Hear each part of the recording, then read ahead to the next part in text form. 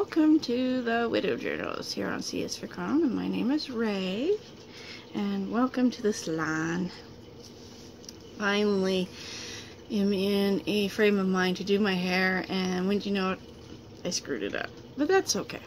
It will end up being whatever it turns out to be under this plastic bag.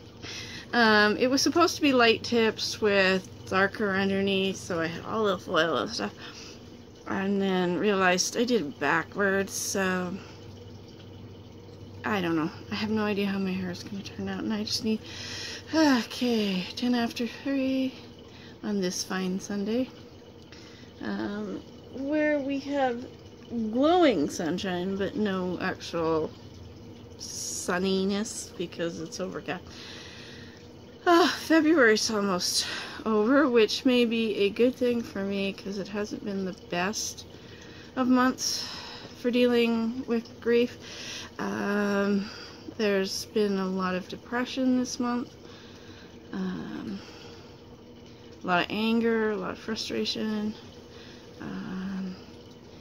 and yeah, it's just February kind of has been sucking.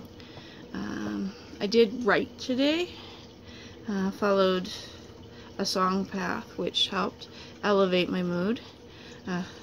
Thank you my love.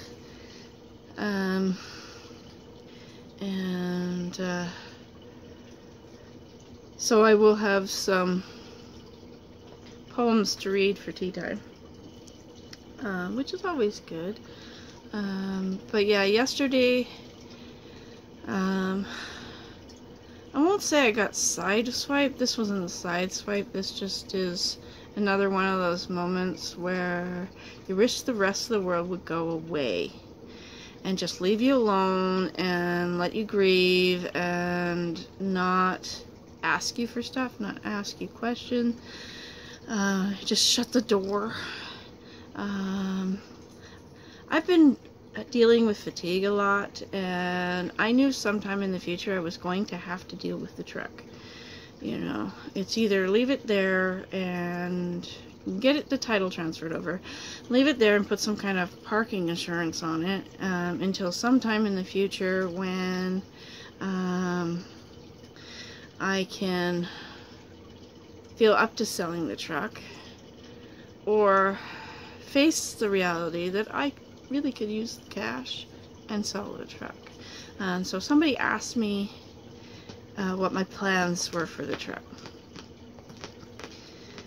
Unfortunately, there's a lot invested in my mind and memories and what that truck represents. And so asking me about the truck hurts a lot.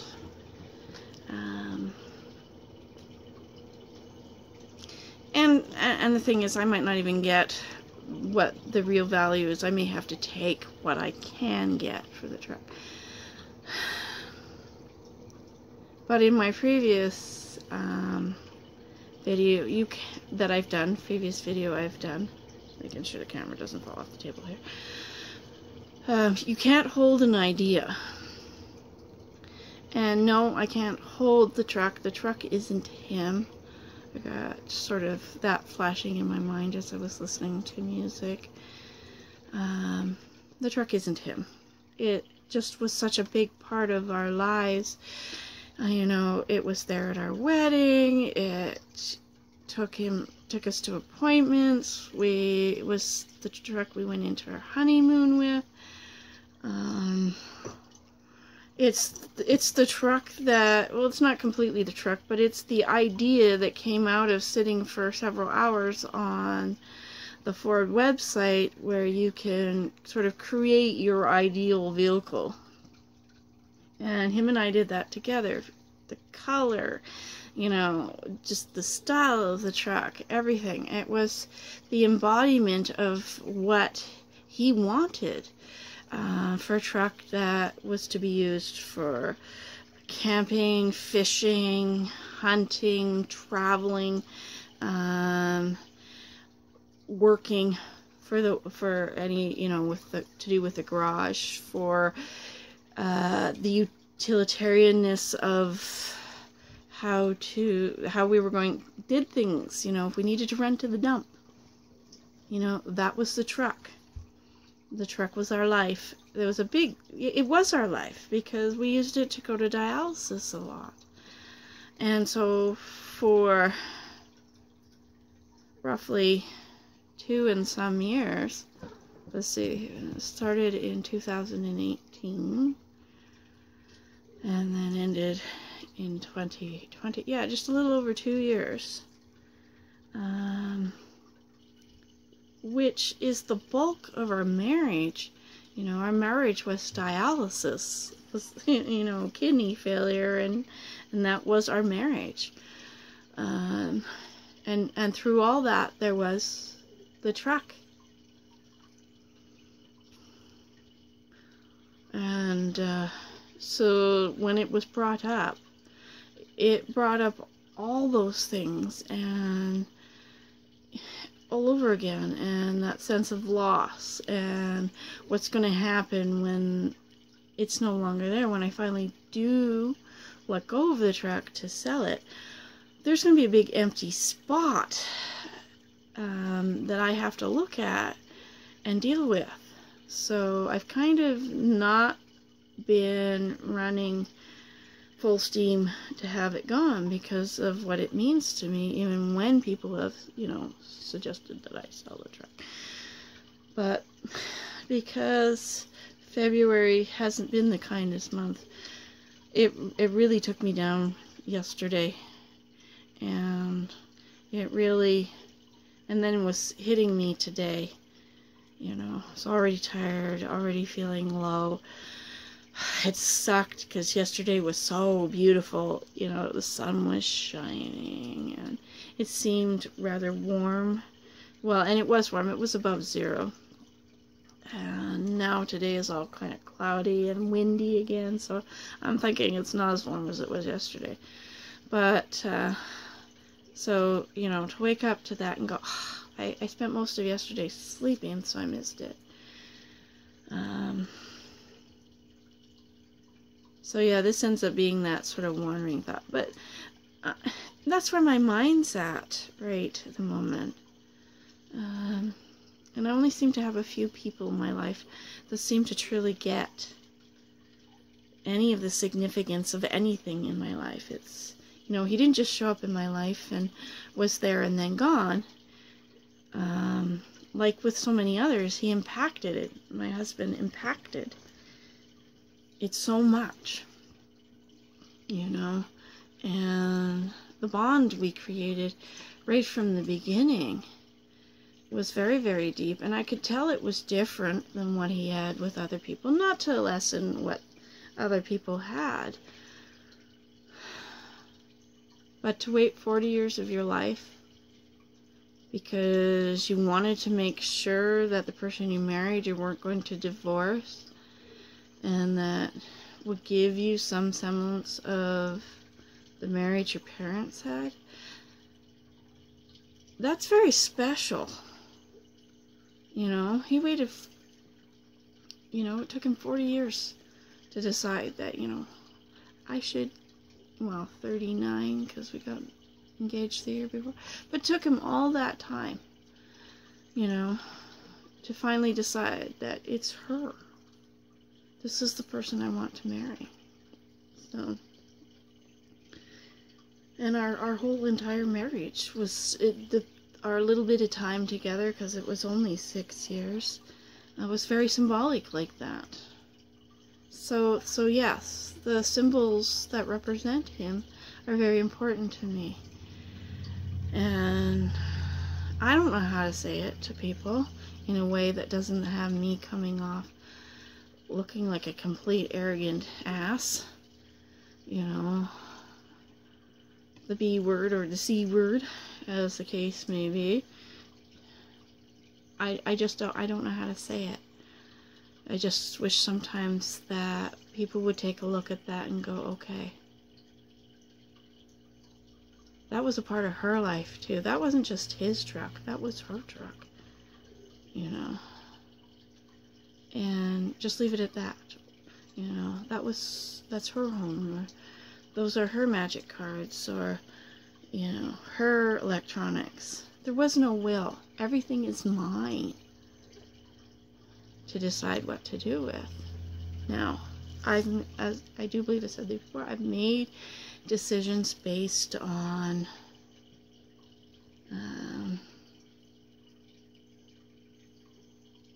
things that happened to him in his past. You know, talk about the wicked stepmother.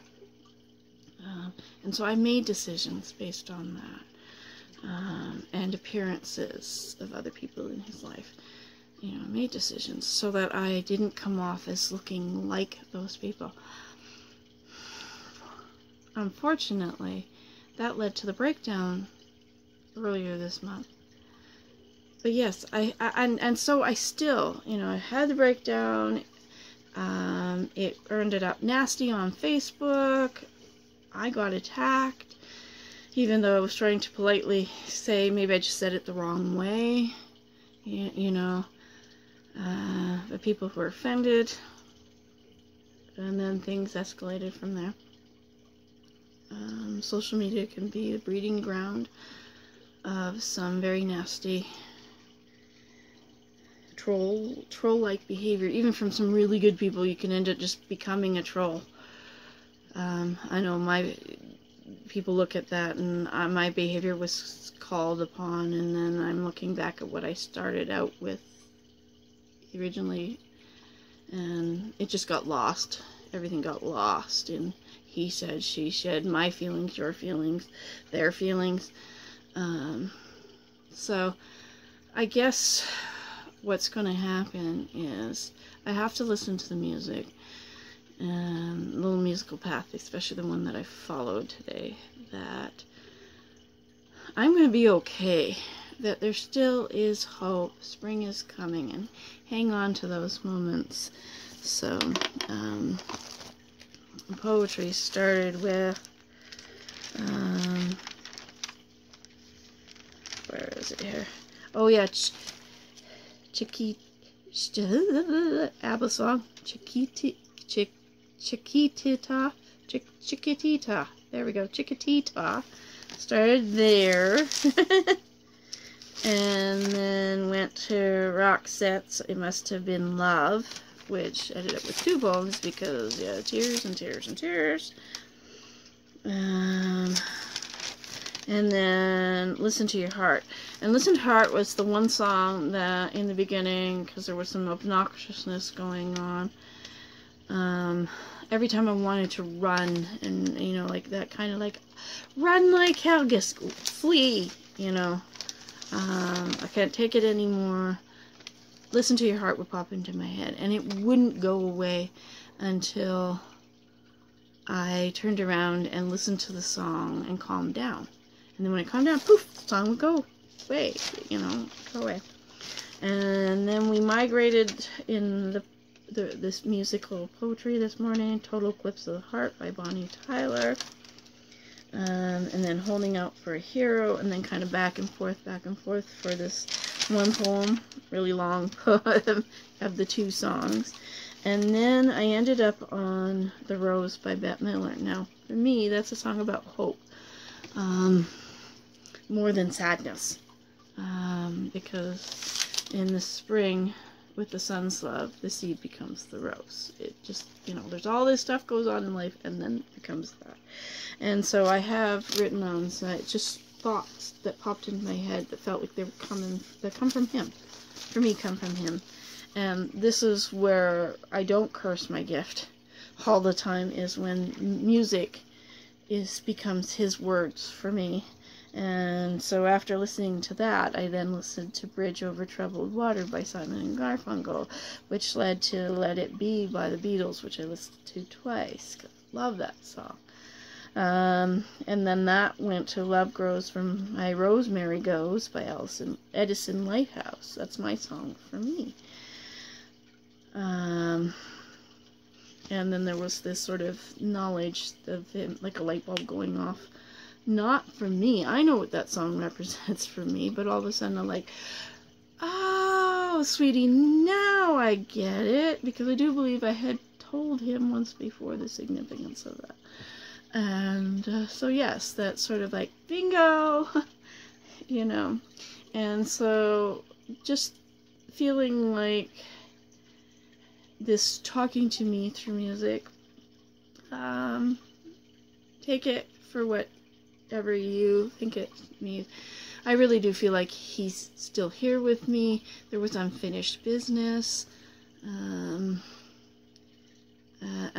things that he had to resolve, that I realized after. Just a second. Wow! Okay, the laptop in the kitchen, and life has been a little bit better since I've had sort of radio music in the kitchen, that just kind of floats and bees energy in the air. I grew up with that. Yay for old t-shirts.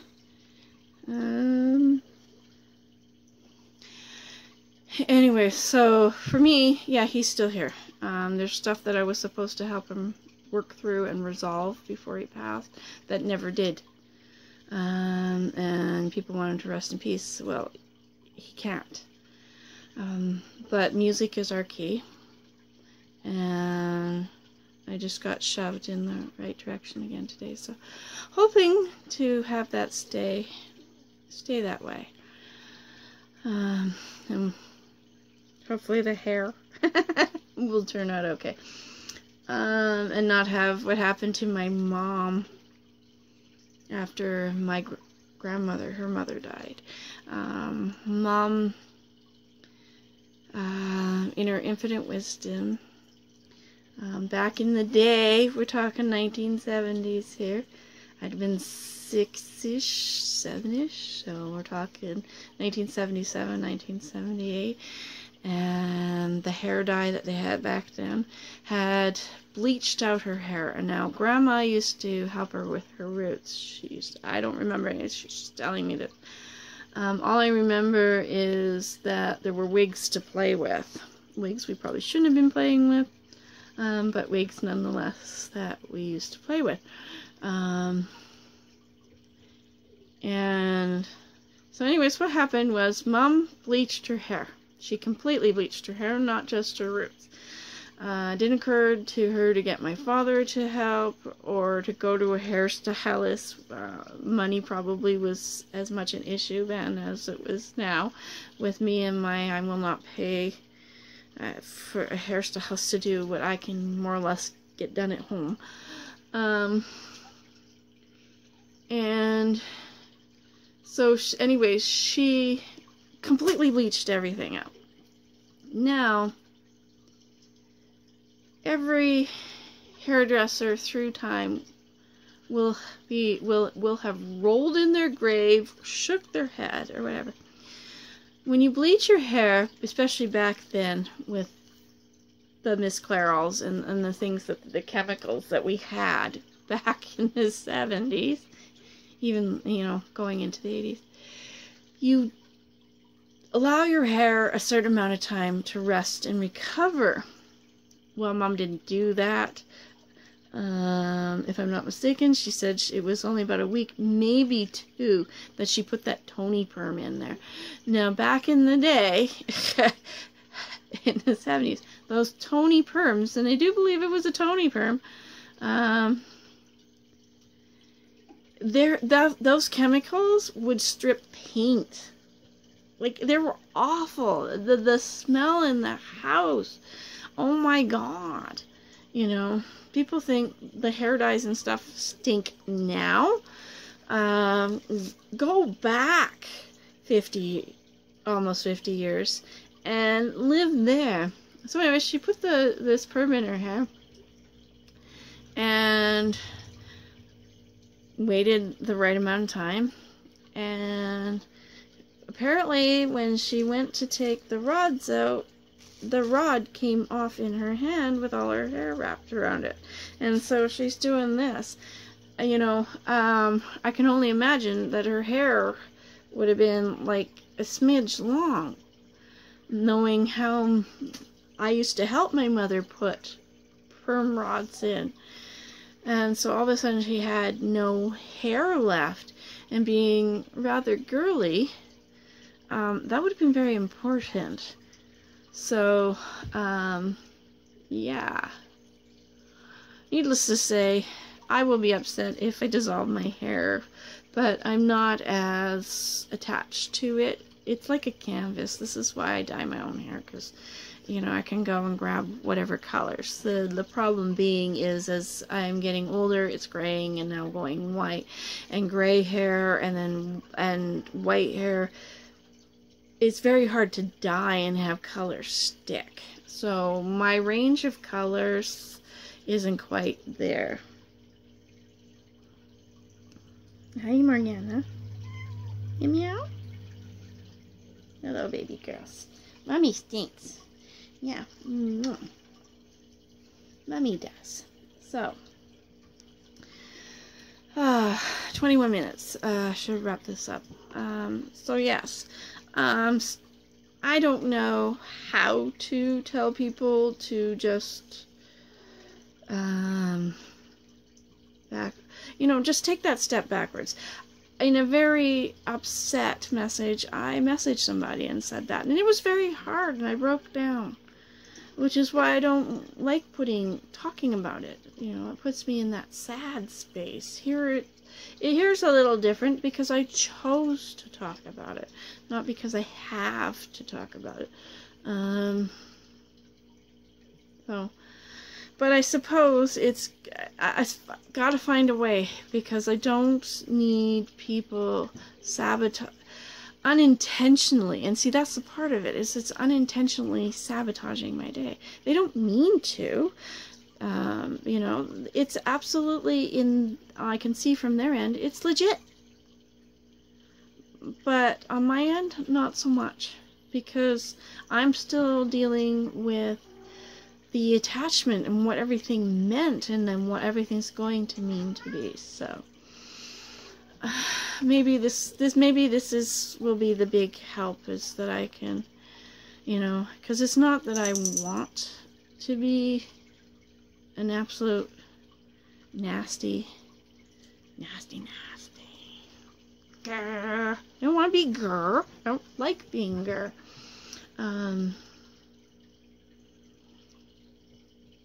It just doesn't feel like, and it's, how do I say this without sounding arrogant? It just doesn't feel like some people are respecting the fact that it's only been 6 months. It's not even been 6 months since the funeral. And so yes, 2 weeks of the month are very, very hard weeks. Hard weeks of the month. I don't know, maybe I just need to put out there that unless I offer something to you, just make an assumption that it's not available.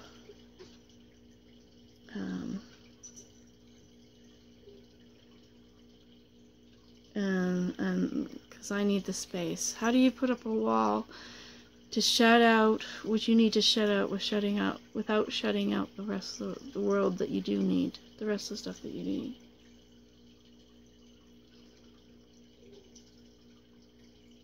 I suppose that's the $1 million question to when you're grieving, is how much to let in, how much to block out.